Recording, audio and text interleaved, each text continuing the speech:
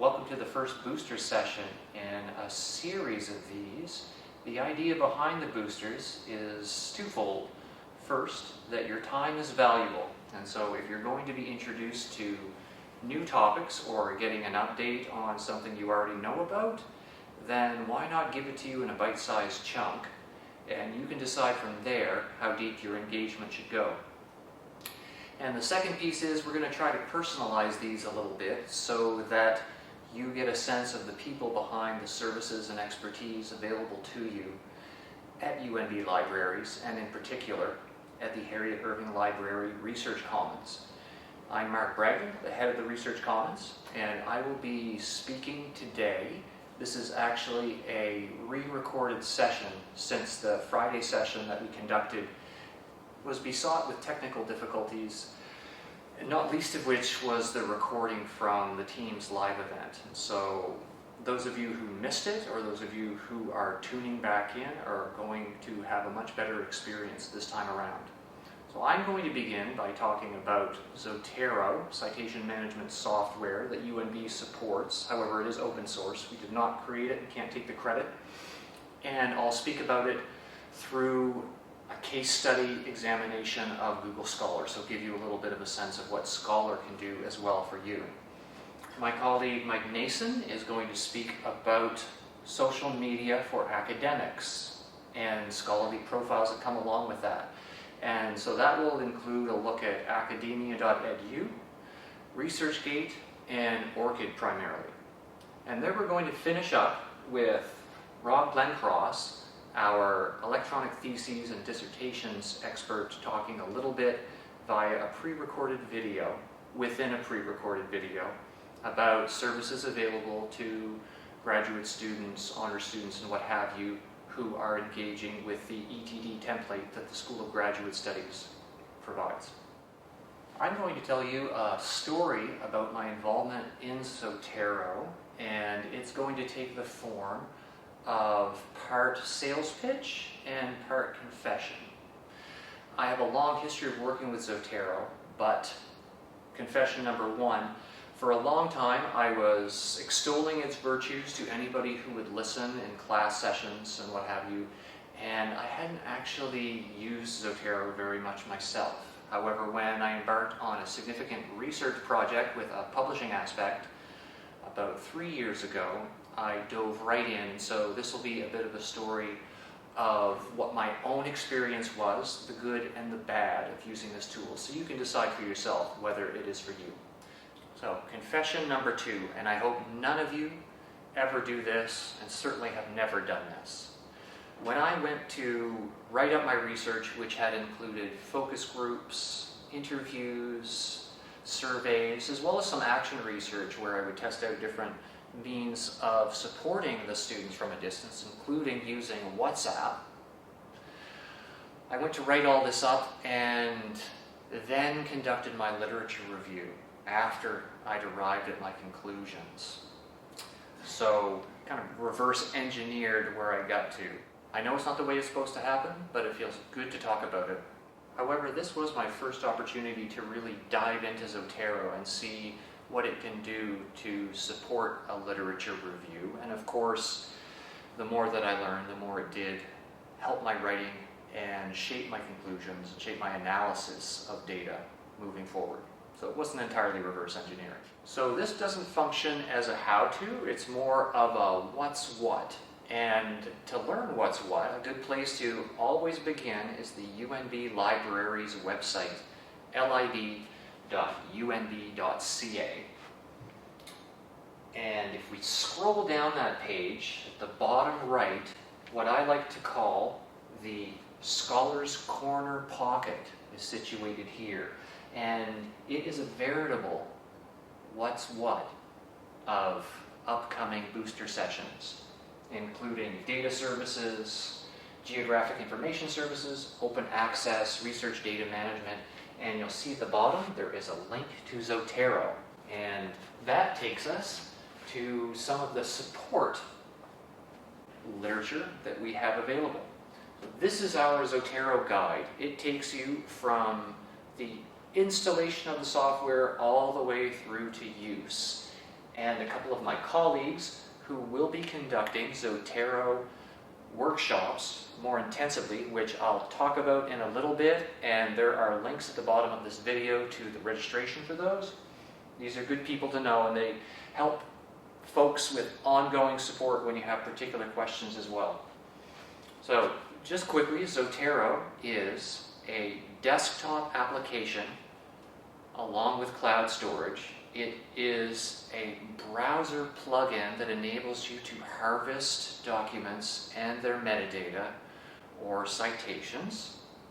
And it is also a Microsoft Word plugin that enables you to, as you're working on a document, drop citations from your Zotero bibliography into the document, and then when you're finished, generate bibliographies from all the citations present in a particular document. So powerful stuff with some caveats. So we're going to use Google Scholar as a case study to give Zotero a test drive and talk a little bit about how it works. And I also thought it was a good opportunity to say a few things about Google Scholar, which I think is quite a remarkable tool in its own right. One thing to understand right up front, if you're going to be working on your classwork or your academic work of whatever sort off campus, you're going to want to link your Google Scholar searches to the UNB full text that your tuition dollars provide you access to. So how do you do that? You go up to the upper left-hand corner where there are the 3 horizontal bars, and then you click on Settings. From the Settings, you click on Library Links, and then you're going to type in University of New Brunswick. UNB will appear here. You're going to give it a check with your mouse, and then save it. And then from there, your searches will tunnel to wherever there are existing UNB full text for the results. So very powerful. So instead of just going into Google Scholar, hitting a result, and being invited to pay $30 for a particular article, if we have that access, you get the article for free. And even if we don't, there's interlibrary loan for that sort of thing. So don't worry about it. So before I get into these results here, one of the particular strengths of Google Scholar for me, particularly working in an area, as I was talking about, that has a strong international dimension, much of the emerging research literature that appears in relatively new academic journals or appear in institutional repositories as reports or white papers are not covered in the traditional database sources, regardless of the particular discipline.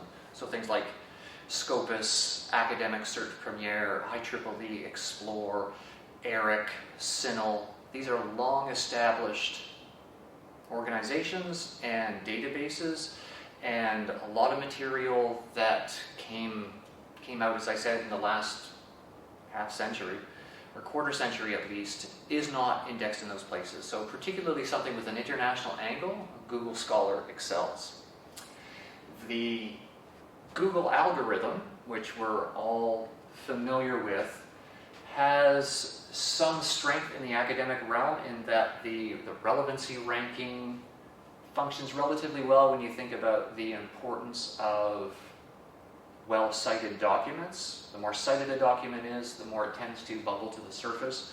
However, it also has some downsides, particularly to do with the fact that you can't really get into sophisticated searching and controlled vocabularies and that sort of thing, because Google really wants to bring you as much stuff as possible, and you can't search by title or by abstract or by descriptors in the same way. So really, with the particular type of research that you're no doubt involved in, Google Scholar is a powerful tool, but it won't be the only place that you go for material.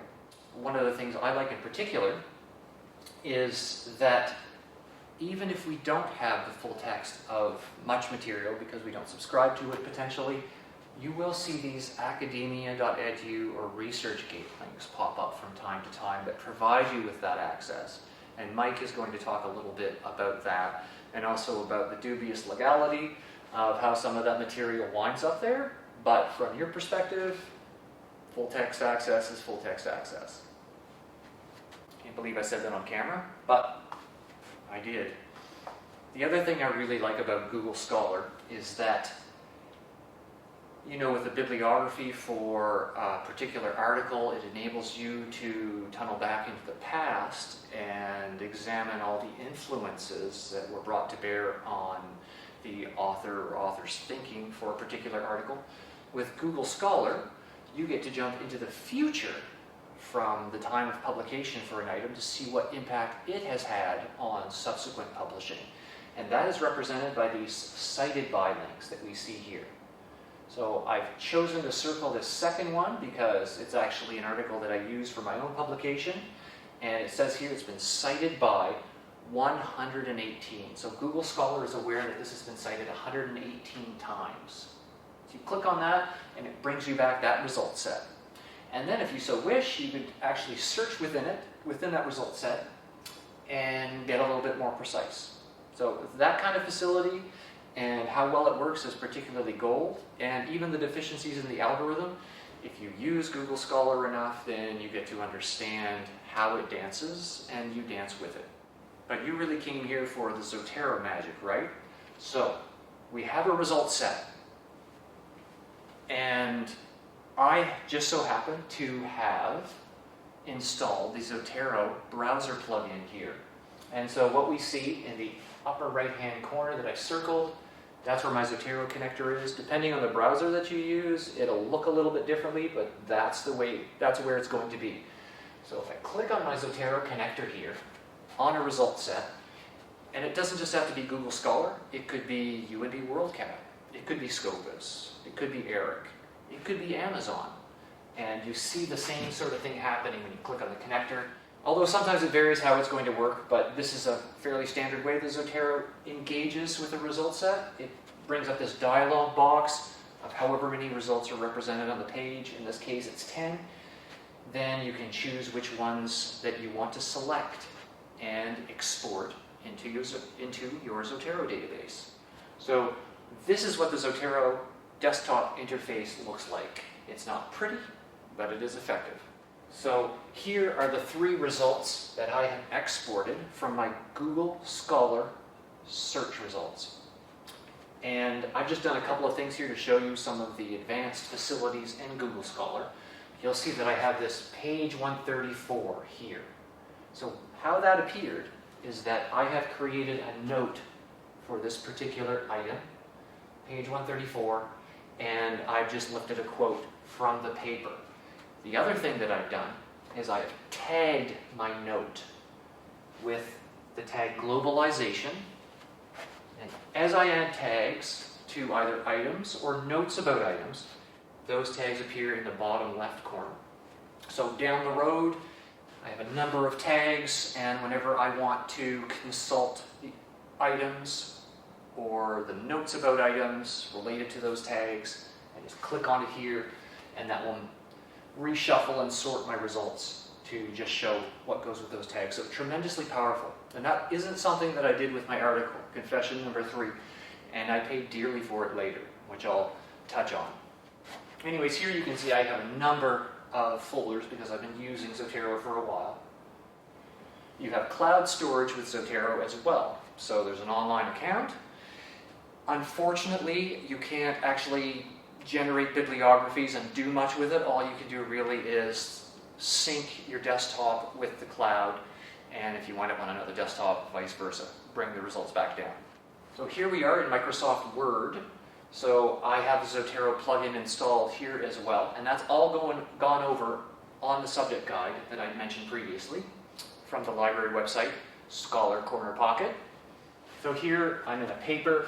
I click on my Zotero link in the horizontal menu bar, click Add Citation. It opens my Zotero database. I navigate to the folder, choose the item.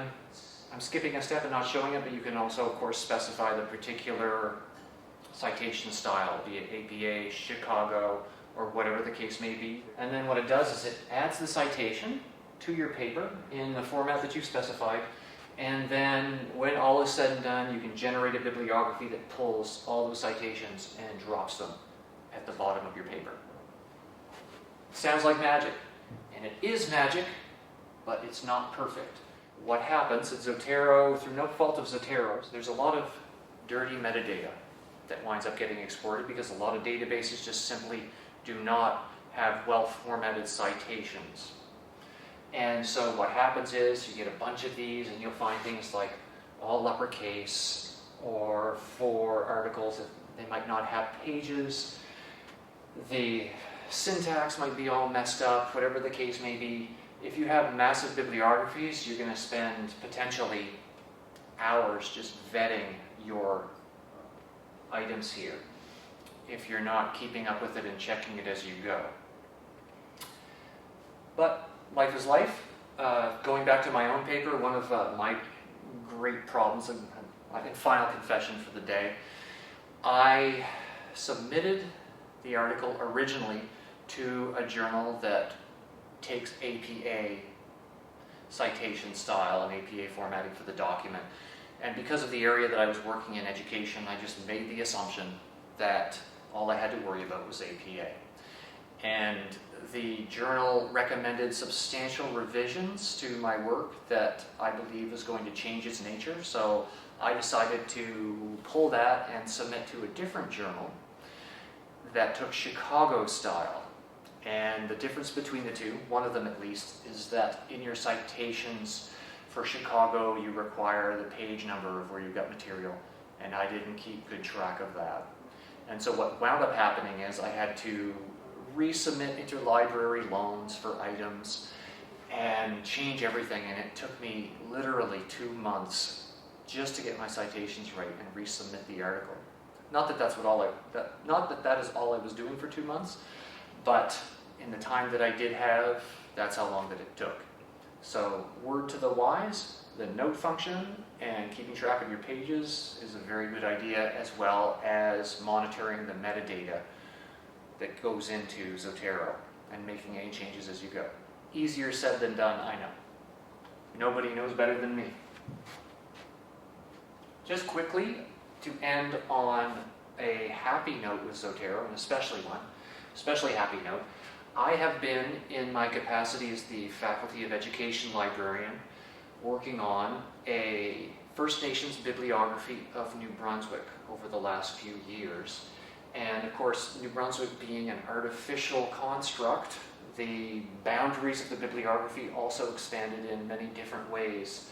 And so this is something that I continually add to, and I have plenty of tags for the items in this. We had a student working with us over the summer here in the Research Commons who was looking into archaeological provenance for First Nations artifacts in UND archives and special collections, and developing some finding aids and an exhibit about those.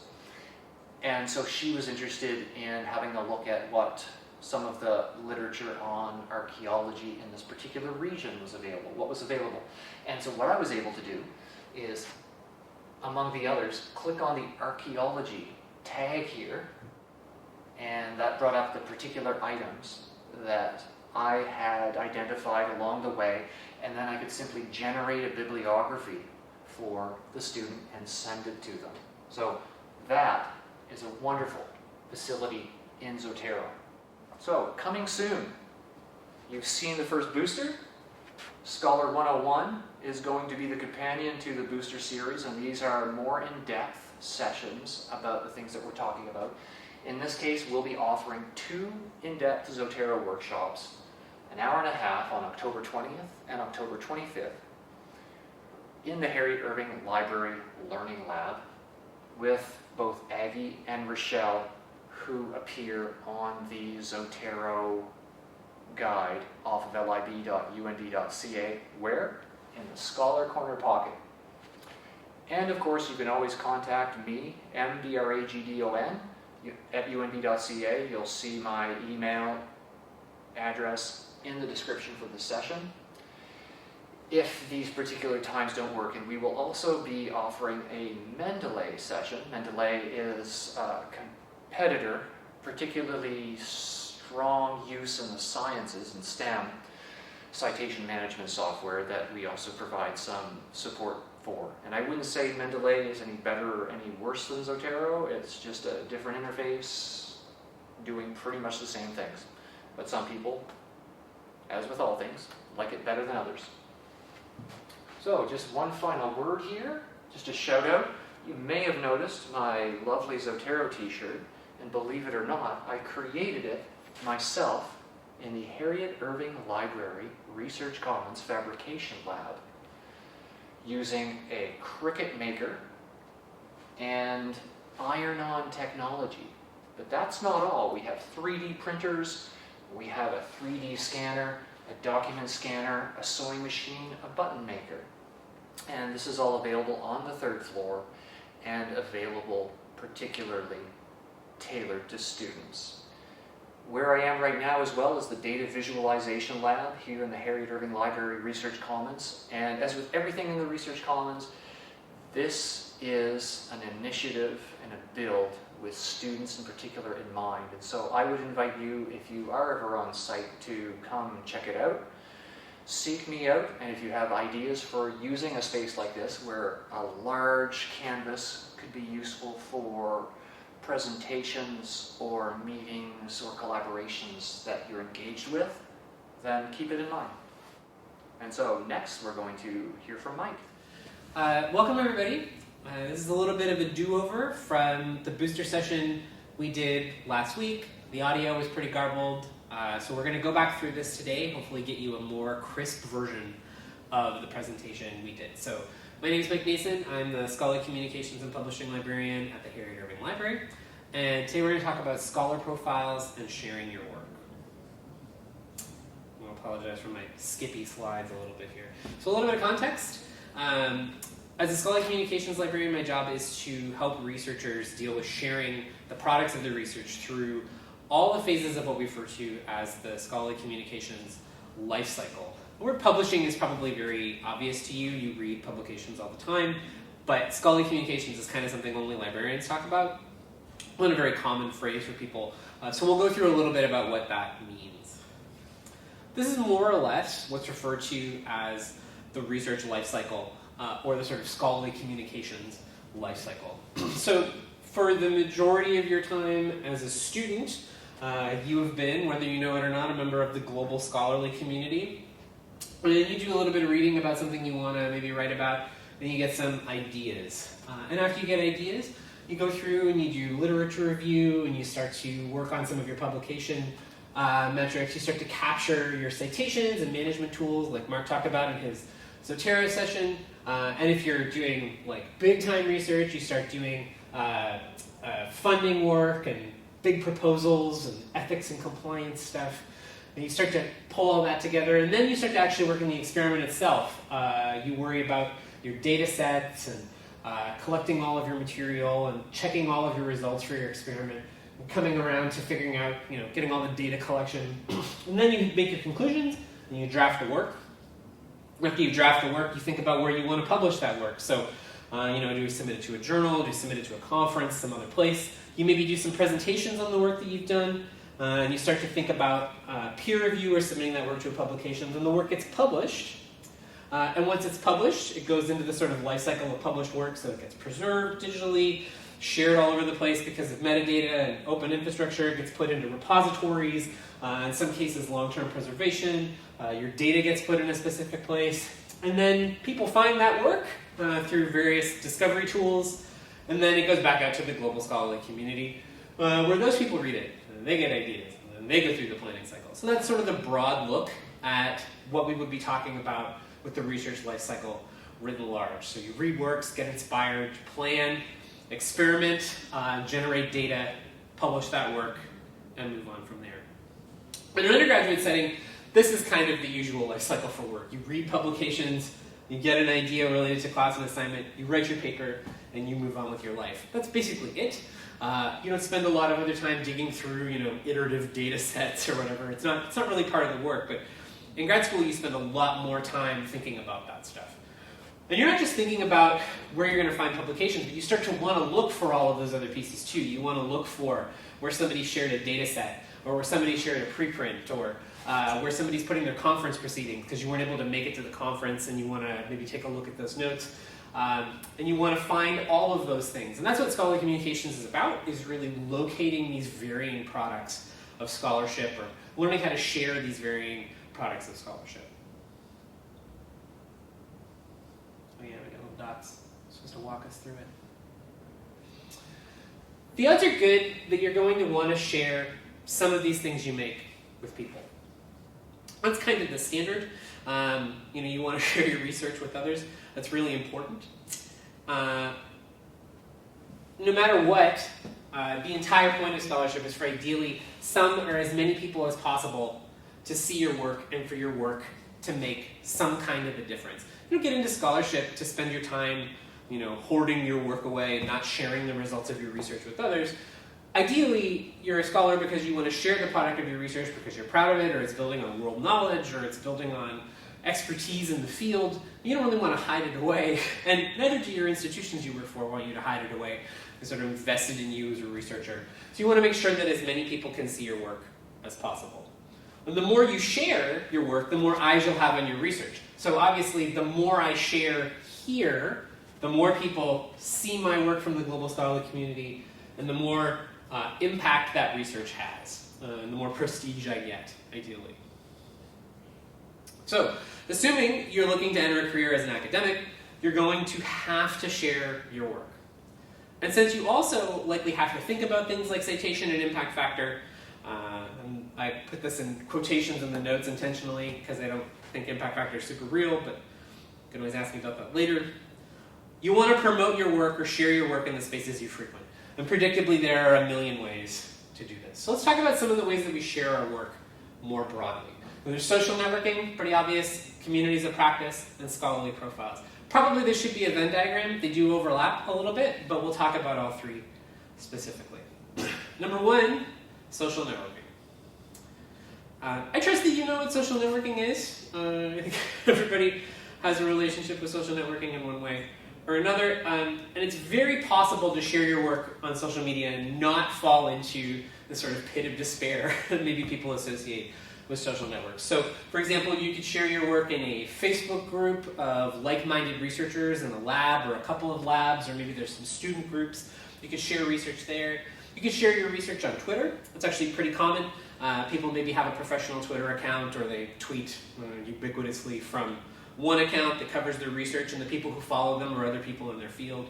They have a bit of a community of folks on Twitter, or maybe they share their work on Mastodon. It's very possible to share your work on straightforward social media websites. You may be surprised to find, though, that LinkedIn, ResearchGate, and Academia.edu are also social media platforms. Each of these companies operates in roughly the same way. They form connections between communities. They allow messaging and exchange. And then what almost all of them do is sell the data on how you interact with people to other parties in order to actually make money on the platform. Predominantly, they're venture capital funded. That means that somebody has invested a substantial amount of money to the making of these products with the promise that those products will then make those people who invested the money their money back. So with social media, you're really the product. And this is true for ResearchGate and Academia.edu. Even though they're focused around researchers, they still sell all that usage data and all that information on how you use the platform. That's really their big financial boon. And just to note here too, Academia.edu has a .edu designation. And you may be under the belief that a .edu designation means that it has to be an educational site. They bought the URL before that legislation existed, so they were grandfathered in. So they are not part of that thing. That doesn't mean that these are necessarily bad spaces to share your work or talk about your research or make connections. ResearchGate and Academia.edu have a lot of connective functions that are specific to researchers that other platforms might not. But you do need to know that if you're the kind of person who thinks Facebook is gross for the things Facebook does, these all do the same thing. So just keep that in mind when you're thinking about forming a community or talking to a research community. Communities of practice, they exist in many of the same places. So community of practice is sort of a group of people in your field who do like work. So for example, I'm a scholarly communications librarian, and there's a Slack channel I'm on with a bunch of scholarly communication librarians from across the country. And we share information and talk about trends or other issues. And those things exist for people in all kinds of fields, or from minute research interests to very big research interests.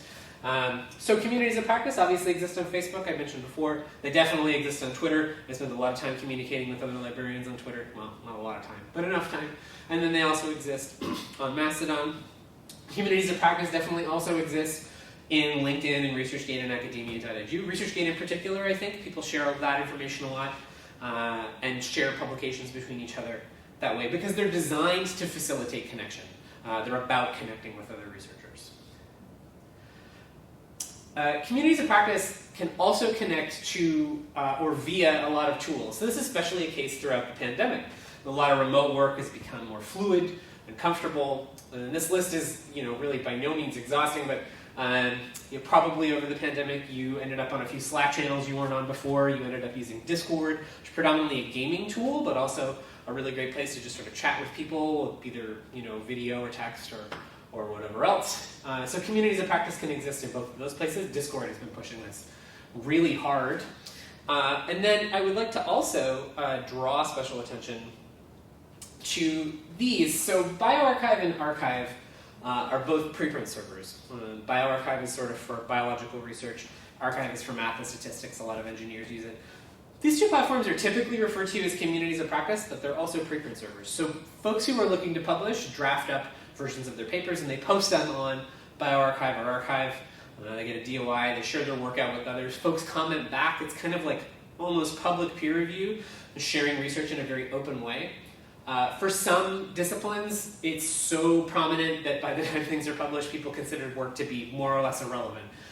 So these are places where people share their work, and there are lots of preprint servers for disciplines that aren't biology or math or statistics related. You can dig around for preprint servers in a variety of different disciplines. But these are increasingly popular for researchers to share their work with other people in the research community. And then, of course, the money, subject, scholarly profiles. So they differ a little bit from social media or communities of practice. They tend to skew more towards metrics, citations. Their features are more in line with the sorts of things a research office might get excited about. Some of them focus on connecting researchers, but the distinction here is that they also focus on connecting researchers to research in their field. It's not just about meeting other people, but finding other folks or other pieces of work that meet the kind of work that you care about. They're unique in that they represent your work as an academic professional. They're not unlike a CV. So in academia, your CV is kind of unique. You would put things in an academic CV that you would not put in a resume for a job, for example. And a lot of these do the same thing. So they include support for publications, for funding, degrees, projects, credentials, employment, and other contact information. They're about your career as a researcher. I would say that they're a little bit like academic Tinder, but instead of being about hookups, it's about your research and career. I would also say that the odds of seeing photos of men holding up freshly caught fish is about equivalent. There are a number of different places you can promote your work, but I'd say these are the three most likely. There's Scopus ID. Scopus, the sort of publishing platform and database, has a service called Scopus ID. So if you regularly publish in Scopus-held journals or journals that are related to those fields, it's a great option. They'll assign you an ID. It's for you, unique, a single ID, and connect all of your publications to one account with some overview and some aggregated metrics about your work. And because it skews a little bit more science-based, you may not find a ton of utility there. If you're in the humanities, for example, it might not be your go-to location, but it is one of these platforms that is taken pretty seriously. Google Scholar is the other. Google, of course, ubiquitous and all over the place. It's well known. It's also a bit of a black box. Google Scholar employs about 12 people. If you consider the volume and the importance of Google Scholar to the research community, that's not many. Google Scholar also doesn't make money. So Google's kind of known for canceling stuff that doesn't make money. I wouldn't necessarily count on it being there forever, but it is free. And for as long as Google is sort of scraping websites of publishers that you work with and other places, your publications can show up on Google Scholar very easily. It's easy to use, easy to connect other people to, and it doesn't take a lot of work to set up. And then the last one is ORCID. And ORCID, I think, is probably the most important thing for especially new career or early career researchers to spend their time with. It's also increasingly ubiquitous, but pretty similar. ORCID is a not-for-profit service, so instead of Google and Scopus that are from big for-profit companies, ORCID it's not-for-profit, it's open scholarly infrastructure. And it provides you with a unique identifier for yourself, so just for you. So, for example, if your name is John Smith and there are a million other John Smiths, each of those John Smiths can have their own ORCID ID. And that means you're no longer competing in metadata with finding the right John Smith. If you have the ORCID ID, you can go right to the John Smith you're looking to find. Names aren't a great way to really track work. They're not unique. And names change for a number of reasons. Maybe somebody transitions or gets married, or they move to another country and they want to have something a little bit more easy for those people to pronounce, so they change their name. And ORCID ID lets you have any number of ways you want to be addressed assigned to that single persistent identifier. So ORCID takes that ID and allows you to use it when you publish. When you publish your work, a lot of places look for your ORCID. And then when you publish, they'll automatically push that publication back to your ORCID record, which is very handy. ORCID isn't as feature-rich as some of those other platforms. It isn't making connections for you. It's not letting you share versions of documents. It's really like a nice CV that lives online, but it does allow you to track your work and export that metadata to other places. And it has nothing to do with the institution you're at. Through your career, you can kind of take this ORCID record to other places and do what you will with it. So they're free, and the researcher's in total control of what's on the ORCID record and who has access to it. Definitely a better option, or at least a good side option from the other for-profit offerings in this space. So just a little bit about persistent identifiers. They're kind of everywhere in academic publishing. So your ORCID number is a PID. It'll always be that number, a persistent identifier. And UMB has its own persistent identifier. That's called a ROR, Research Organization Registry. And almost every article you publish gets a DOI, which is a digital object identifier. And all of these things kind of speak to each other and push metadata back and forth between platforms. So if you have an ORCID record and you publish in a journal that assigns DOIs, ORCID can use that DOI to pull all your publications into your ORCID. This is really great as long as you're not negligent with your metadata, but they're really quite handy. So once you've picked a place to put your work, you actually have to share it. I think my screen just fell asleep. Yep. Cool. So we'll talk about where you share your work. So more than anything, I need you to know that you're sharing your research. Your work belongs to you until it doesn't. This is a really important thing that I think a lot of people don't know about when they're going through their graduate degrees, and a lot of full professors don't really know about this until they try to use something that they think belongs to them, and they discover that they signed all the rights and copyright over to a publisher. So when you're trying to share your work, you need to know what you're allowed to share. It's so true that a lot of researchers don't know this. I had a story from an established physics prof here who wanted to reuse one of the images in a prior article, in a new article he was writing. And the publisher told him he had to pay $250 to have access to the image that he had made in his lab because they now owned it and they would be licensing it to him. So when you sign a publishing agreement, just think about this a little bit and who owns what work and what you're giving to the publishers. You like to think that that's your intellectual property, but when you publish, often you sign your intellectual property over to someone else and it becomes an asset for them, and then they sell that asset back to you when you try to use it, which is really, really gross. And again, very common. You can negotiate with publishers about copyright, or you can try to publish in a place that lets you keep your copyright, but just know that your work is yours until you run into a situation where you've signed it over to someone else. All publishers are upfront about their copyright and licensing, so it's okay to ask what their policies are or take a look. Make sure you check publisher policies to see what you're signing away. Similarly, because you may no longer own your work, you need to know what you're allowed to share. So again, this is very common. I have researchers who talk to me about, I put this on my ResearchGate, and I look, and it's the publisher PDF, and I know that it's not legally allowed for them to share their publisher PDF on ResearchGate. ResearchGate isn't some magic place where you can just share publisher copies of things without having to think about it. The publishers regularly sue ResearchGate for having access to material that is not supposed to be there.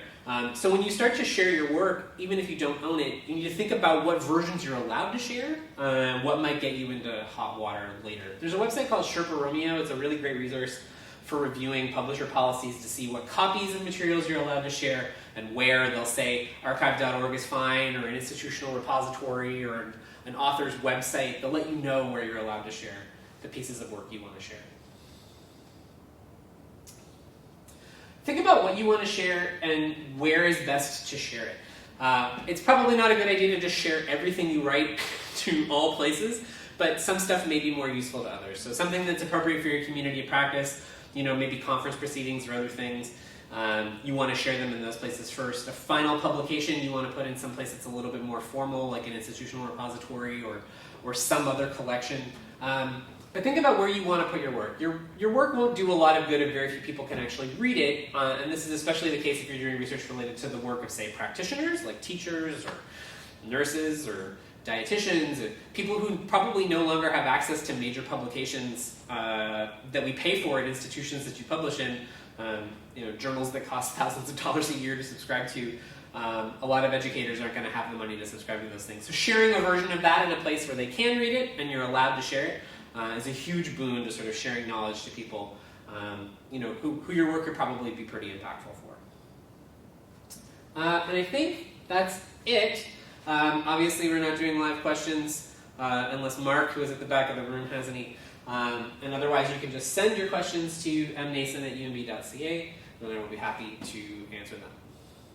I think that's it. Thank you.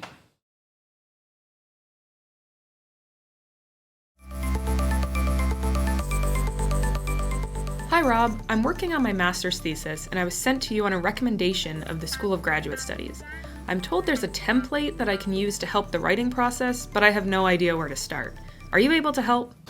Absolutely, that's what I'm here for. Let me show you what's available to grad students who are looking to add some structure and shape to their writing and research. First, if you haven't already, you should begin by reading through this document. I've placed a few links in the video description below.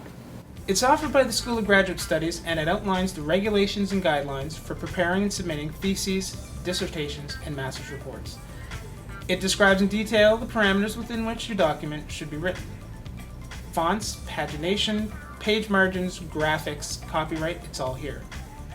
Following that, have a look at the documentation and resources offered by UMB libraries dedicated to electronic theses and dissertations. Here, you'll find some tools and tips that dig deeper into the mechanics of your document.